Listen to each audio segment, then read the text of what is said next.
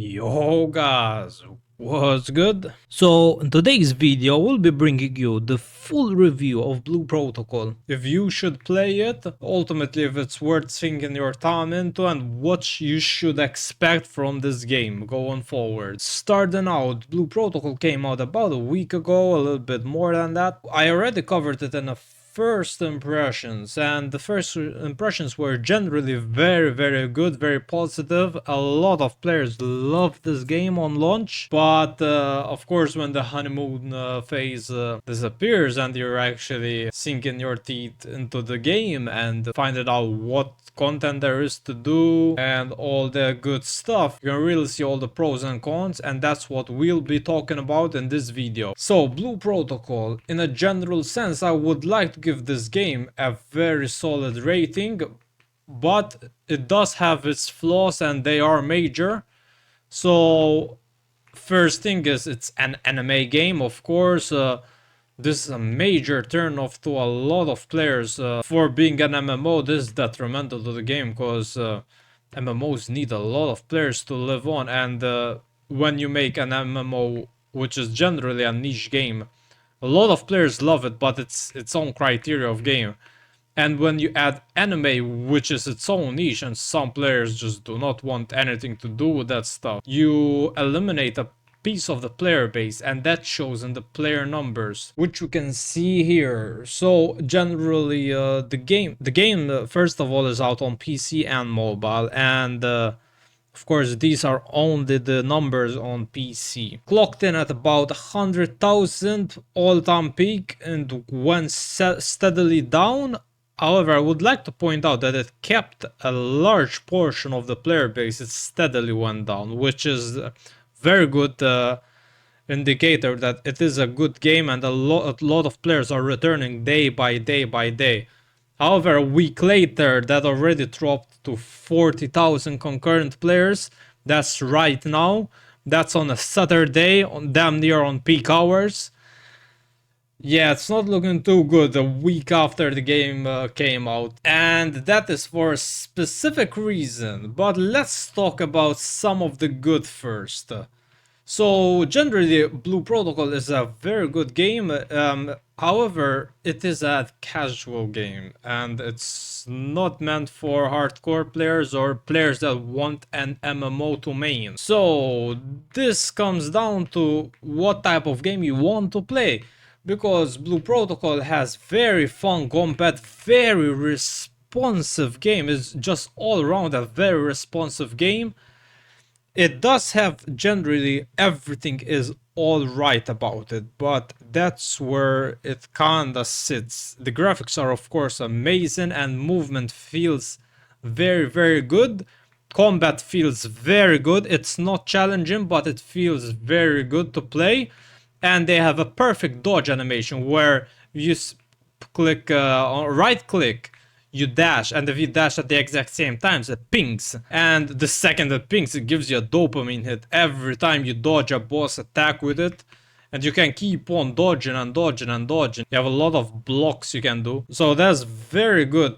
But the combat is not challenging, and that's good and bad. So the main story can do all of it without dying once. It's pretty simple, everyone can do it. So this is not the type of game where you have to be constantly engaged to play. You can just play it on the side while watching a stream or while doing whatever, and you can still for the most part just do all of the content and you'll be fine. You don't need to really think when you're playing this game. You can turn off your brain and just play pretty much. And as you can see, while I'm moving, we have a specific animation that we can keep on jumping. So in the city this is unlimited. You can do this without any stamina. I can even fly, I can hover. This costs basically nothing, but in the open world, we'll talk about that later. But in the full world, we cannot do this unlimitedly. We have stamina, of course, but generally the movement feels very good, very rewarding, and very fun to just traverse the terrain all around. And it's not static. There is jumps, you can climb walls, you can fly, you can hover. and all this good stuff. So speaking about the world, this is a zone-based game, and this really shows, because for the most part you cannot tell their zones sometimes, but when you can tell, it's really something. Cause so let me show you. This is the map. This is the main city where you find everything, and everything is here. Non-combat wise, you need to join a separate instance, but as you can see, you have all the crafting stuff, the fishing stuff. Major quests are here pretty much, and this is the main area you will quest in, as you can see, and fight stuff. As you can see, it's the biggest part of the map, and for the most part, this area is huge enough where it feels like a decent sized game, and you don't really feel like it's a zone based game. Exploration is kind of rewarding. It's rewarding enough, let's put it like that. You can these teleport points, you can explore them, and each time you explore them you unlock a certain part of the area. So if I get to this, all this part of the map becomes visible to me. I can still explore it, but I have to first unlock this thing. There are a couple of world bosses which you can farm for loot.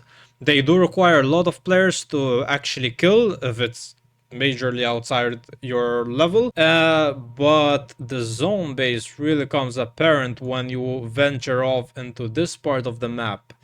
So let me show you what I mean. So the way they designed this map is questionable, and the reason I say that, it's fun. It seems like a puzzle. It's very confusing to get from one side to the other sometimes, but the thing is, some parts of this map are blocked, so you cannot just freely traverse the map, and when you actually find that blocked wall, it really feels immersion breaking, and sometimes it even gets frustrating because you want to get a shortcut to go to your specific quest or what have you, but the game just, on this specific map at least, just does not let you do that sometimes, which can be kind of frustrating. Like you can see here, we're blocked, and this seems like a part of the map that we can explore, but apparently not. And this part of the map is very frustrating. I have to say, the other part of the map did not have this problem, but I can only review what I already played, because there are still 3 parts of the map, which we will get into, that are not unlocked 1 week after the game. So there's a thing with content and gatekeeping in this game, and for the most part 80% of the story is pretty much just main quests. There are some side quests, some grinding quests, of course world bosses, dungeons, all that good stuff, but 8% of the content is pretty much main story. And it's a mixed bag in a source, because some areas of the main story are amazing. They're legit anime tier story, with great cutscenes, animations, sometimes voice acting, and the reason why I say sometimes is legit 90% of the main story is not voice acted for some odd reason. This is a purely 100% PvE game, and there's no excuse why they did not voice act the main storyline, at the very least, not the side quest, the main storyline. This really comes apparent when some quests are very high quality, but others are not, and you feel like you're not 100% into the story that way, because when you have so much dialogue, and most of the game is dialogue, you don't want to read all of it, and it becomes very boring after a short while, and I think voice acting would really help with that, but they skimped out on that area of the game, and that really shows. It's sad because the story in some areas seemed amazing, legit amazing, and I think they could have really hit the nail on the hammer if they just voice acted the quests, because they seem to have a general good line for the story, just a very appealing story all around, but sadly I didn't get to enjoy all of it, because it wasn't up to par with the quality on the same levels. There are some dungeons you can do, a decent amount I would say for a base game, for the size of this game. They are fairly simple and straightforward, not that hard. They are gate kept to your specific power level of your character, so if you're underpowered you cannot do them. The game is designed in a way where you basically cannot screw up your party or even yourself for that matter. It's very, it's not hand holding, but it doesn't let you screw up either though. Next up we have some of the issues the game has. So what does this all mean for the game? So general sentiment aside from the problems it has, which we will talk about after this topic, the general sentiment about this game, it's an all-round very decent game to just play it for a bit, and when you're done you set it aside and maybe wait for the DLC to come. It's very good for that, but it's lacking heavily in some decent content to keep you around for longer than a couple of days. And yes, I mean just a couple of days you can finish this game, do everything from head to toe, aside from maxing your life skill, which that does take some time. It's just the grindy part of the game to just keep you around. But for the most part of the general content you can do in a couple of days tops. How the devs decided to tackle this, they did not keep this game in production for some reason. Maybe they ran out of money, they want a return on investment, something, but it does not have enough content to keep you around, especially for the fact that this game is an MMO. This is a good thing and a bad thing, because most players want more out of this game. There's just not enough to do, and this will show in the next weeks when the not so hardcore players, the players that are playing this game very casually, will hit that content ceiling. And there's not very much complex dungeons, there's no battlegrounds, there's no stuff that you can do repeatedly that keeps you locked into this game. And the way the devs decided to tackle this was to gatekeep the content, and sadly this was a very controversial decision that they did, because I was legit logging on the server one day at a time to just get one more main story quest, and that's it, just for them to keep us around for one more day.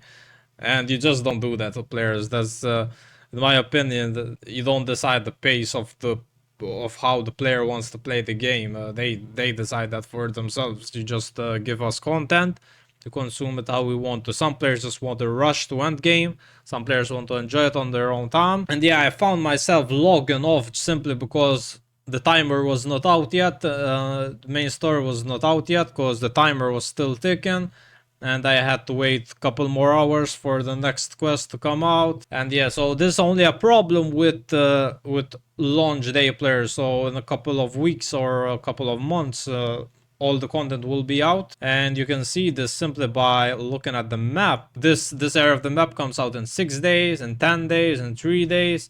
Though even the dungeons are gate capped. It is not a good look for the game. It shows that it's lacking content, and the way they decided to tackle this was to just hold it for us and launch it after a couple of days and weeks. It feels to them, it feels to us like a DLC, but it's not DLC, and it feels like it, because without all the content present on day one, the game feels empty. It feels there's not enough.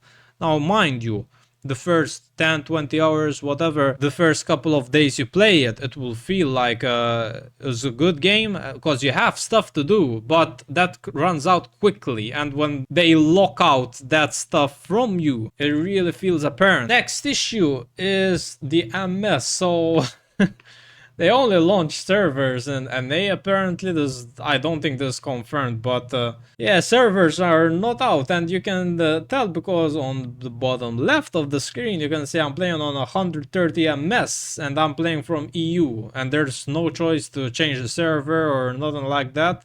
So ping cannot be improved. Yeah, I mean, personally, I don't mind this, because this is a PvE game. It's not like it's PvP, and that last millisecond really counts, because the other player has 30 ms and I have another 100 on top of that. For me, it wasn't a big deal, but I know a lot of players really dislike this, and it was a game breaker for them. I don't think they're gonna change this, but yeah. Next up is the UI. So this is a mobile game, and it shows, because some UI elements feel mobilely, and there's way too much stuff. There's like 8 different currencies, there's so much stuff to click on, there's like 5 different shops, not including the ones that you find out in the world, and there's just the UI is a little bit of cluttered, but I have to say the backpack inventory is immaculate. You have a ton of inventory space. You can basically never fill it up fully, and you need to really try to actually fill it up.